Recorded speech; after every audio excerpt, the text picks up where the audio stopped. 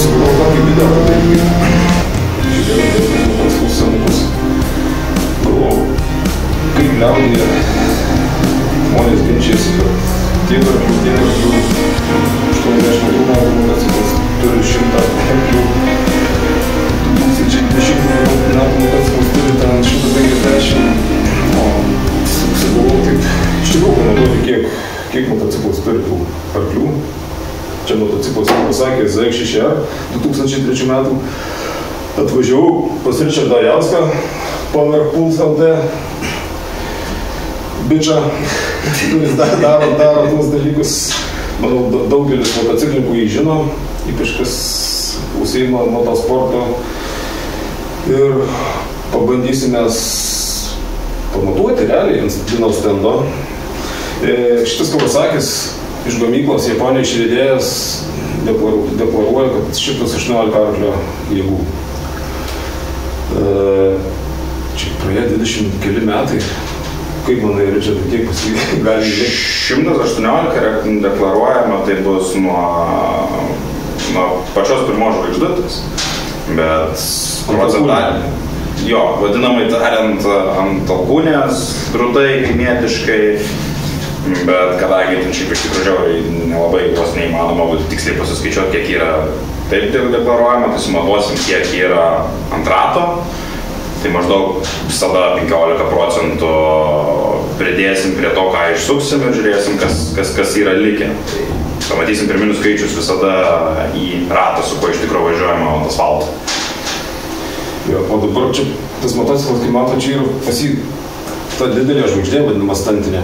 Čia, jinai, kaip sako, uždėjau žvaigždę, padidėjo galingumas. To iš praktikos net nemačiau, dariau netgi vienam irgi turbūt Lietuvos žinomam stanteriui Irmantui, sukau jo motociklą, tai pikiniai skaičiai lygiai taip pat išliko, kaip ir būtų su standartiniu perdavimu, tai pagrindė labiau pasitampė pirmin, atgal, kreivės tamposi pirmin arba atgal, tai tas sukimo momentas iš vėlyvesnio pasidarė ankstyvesnis. Na, mūsų yra pagrindinis skirtumas. Tai tas visas galim sakyti, visas jo diapazonas susitraukė. Jis nesusitrauks, nes mūsų diapazonas vis tiek yra sūkių diapazonas išliks tas pats. Bet greitai, ta prasme, galiniam rate, jisai kaip... Jeigu mes turėjom prie 6000 apsisukimo, tarkim, 50 newtonų, tai su didesnė žvaigždė mes turėsim prie 4000 apsisukimų tos pikinius newtonus. Viskas kaip ir aišku. Jo, tai šitas motociklas praktiškai be modifikacijų, tik sportinis laisvas oro filtras yra įdėtas, išmetimo bakelis gale, tuninginis kažkoks uždėtas irgi neaišku, ten jokių power komandų, nieko nėra, tikrai pasimatuosim tik tai, ką jis gali sukti. Tai va 118 deklaruojama. Turim suk 100 drąsiai. 100, ne? Jeigu vis gyvybės turim O jo amžius, tas pensijinis, jeigu... Vis tik ten kompresijos visi nėra. Pažiūrėsim, Aš kažkaip važiuoju, toks jaučiasi, kad jisai uždusęs, turėtų kažkiek kitaip važiuoti. Aš jau tokių pačių motociklų, nežinau, gal turėjęs 15 iš tikrųjų. Tai žinau, ką reiškia, kaip jisai kokia 3000 rida. Ir kaip, kokia 10-20. Šito net nežinau, kokia tikra rida, nes aš jį rinkau kitą dariau. Mylėtas, prižiūrėtas nuo bažnyčios ir atgal. Nu, panašiai, jau. Pasižiūrėsim, galbūt aš rasiu dar kreivę panašių metų 636 ir sulyginsim vieną su kita kreivė ir pasižiūrėsim, kur kas dingia pas vieną ar pas kitą ir sulyginsim gražiai. Jo, tai dar toks, gal papasakau, gal trumpai, kaip dabar čia viskas matuosis, ne, čia užkursi, ir ten yra tas volas su visais... Jo, jeigu taip trumpai...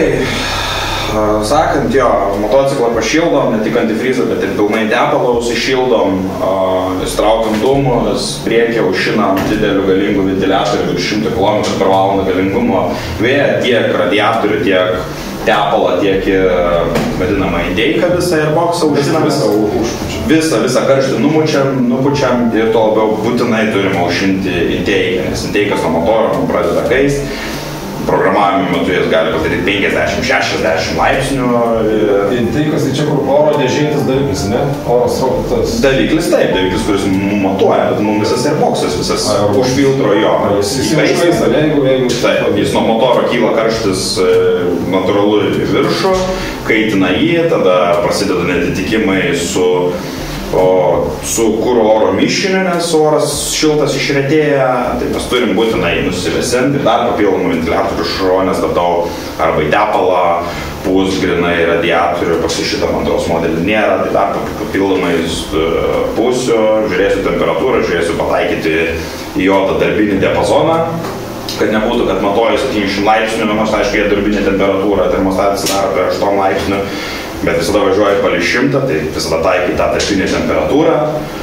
O darysim, nežinau, 2, 3, 4, 5, 6 sukimus iš eilės ir tada, kada sustos arkliai augt, žinosim, kad jau mūsų yra pikas ir nuo tos aukščiausių arklių mes turėsim atskaitos tašką, nes kol motoras įsišildo, kol visas prasisuko, kol įsišildys guoliai, grandinė visa ir panašiai, tai tie arkliai natūraliai augs. O čia yra standas Dynojetas, jeigu taip trumpai tariant, sidabrinė dėžė yra vadinamas edikarintas breikas, tai yra elektromagnetinis stabdis, kuris simuliuoja man važiavimo režimus, aš galiu apkrovas uždėti visuose diapazonuose ir visas gazo rankenas išsigaudyti kuro mišinius. Volai yra, aišku, čia nematot, bet dvigubi padangčių, galiu ir keturračius sukti iš tikro, o matuojasi paprastai. Per kiek laiko ir kaip greitai išsisuka volas, automatiškai elektronika perskaičiuoja į koks buvo reikalingas galingumas per tą tam tikrą laiką išsukti tą greitį volą. Taip. Čia pasipriešinimas sukūriamas, ne, jis jau valdomas. Jo, aš valdysiu šitų pultų, aš arba galiu pilnai užstabdyti, kad jis sustotų, aš galiu užstabdyti, kuriuose noriu sūkiuose, pradžių sukimo ir išgirsit, kad aš padangą pasišildysiu, kad jį mane buksuotų ir aš uždėsiu apkrovą, kad man fiksuotų ant apie 4000 apsisukimų, atsidarysiu gazų dugną, tada girdėsit, kad mocas visas uždūsta, įsitempia visas, tada sūkiai išsilygina man ir aš tada pradedu atleidžiu stabdį, jis atsileidžia ir pradedu matavimą.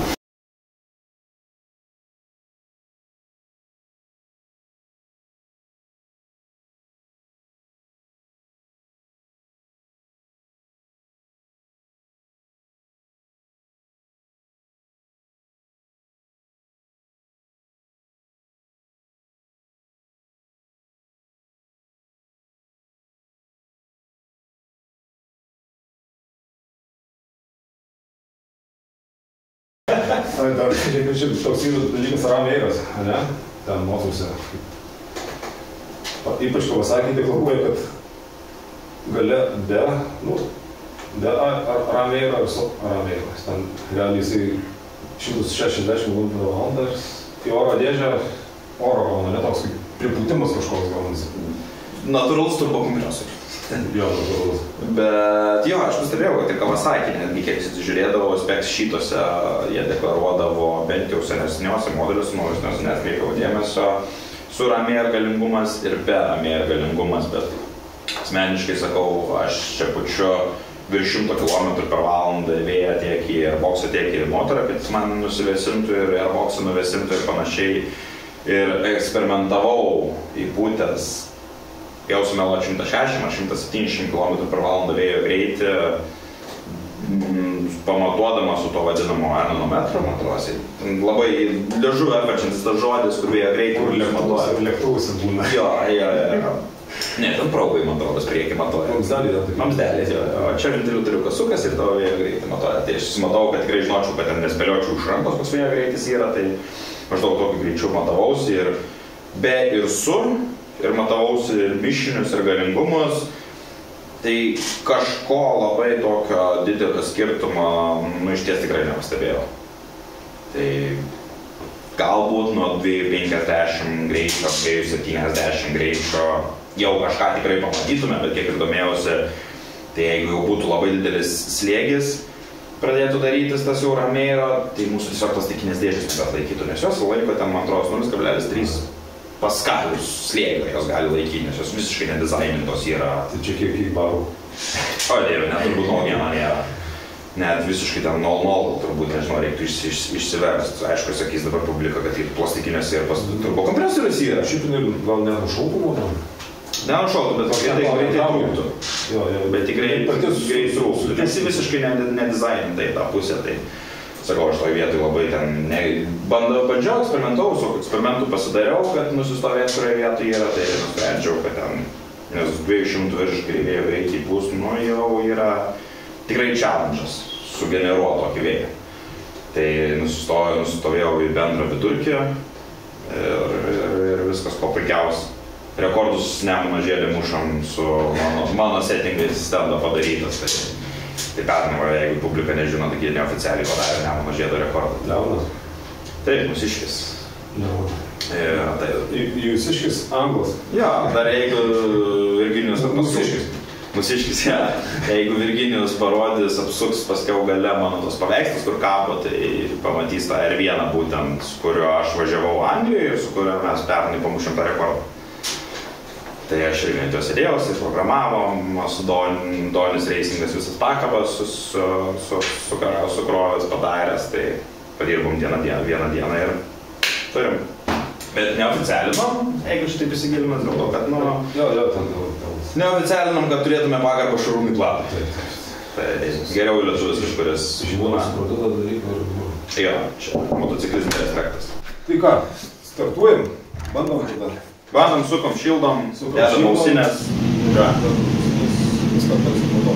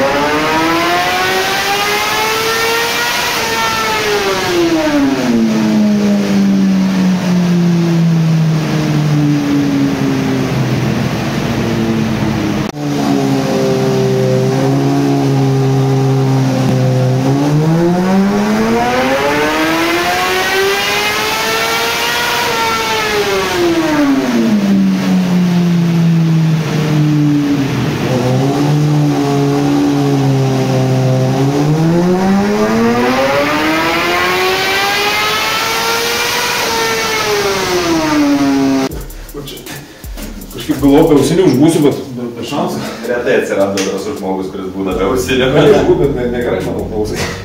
Atkeliu vieną ausį iš vis keistų, kaip visų, tai daro. Nu tai, ką parodė dabar mūsų daiktas? Aš sakiau, kad jisai pasibaigęs motociklas. Esu turėjęs tokių ir matęs, tai padarėm 4 sukimus iš eilės. Kada sustoja mum arkliai kilt, tai žinom, kad mes tas pasiekėm atskaitos tašką ir pik.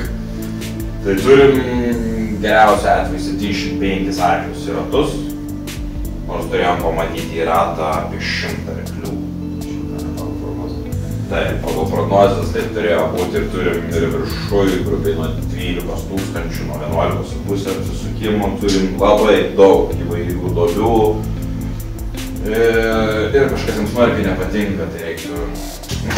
Jo, nuo šitos vietos jau prasideda mums didelės duobės. Tai čia yra kažkiek virš 11 tūkstančių apsukų. Jo, virš 11 tūkstančių jau kažkas smarkiai nepatinka, tai reiktų jau tada žiūrėtis mechaniškai viską. Tai pradedam turbūt jau kaip jeigu Virginijus sako, dūsta, tai pradžiai nuo kompresijos turbūt iš karto. Bet iš vis iš patirties ar verta lysti į tokius dalykus? Vis tiek jie tokie sukurti trumpam laikui, iš tikrųjų, tas kaip prekės gyvenimo ciklas trumpas. Nu, bet tai nebuvo važinėta nuo bažnyčios ir iki atgal. Nu, sakė, kad buvo, bet kažkam nepavyko nuvažiuoti. Ja, nu iš tikrųjų pirmą vietą reiktų įsigilinti, kas jam iš tikrųjų yra.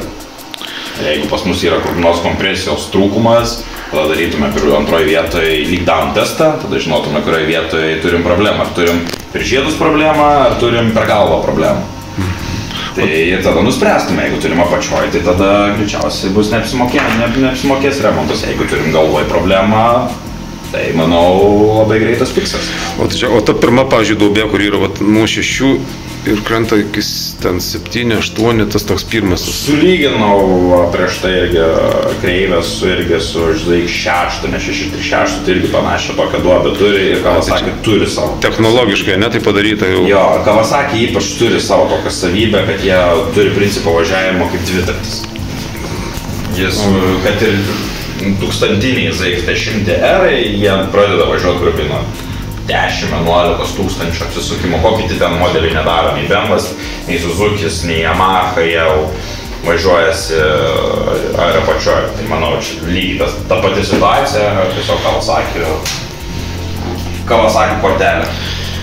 Kawasaki toks bruožas, nes specifinis, ne? Bruožas, jo.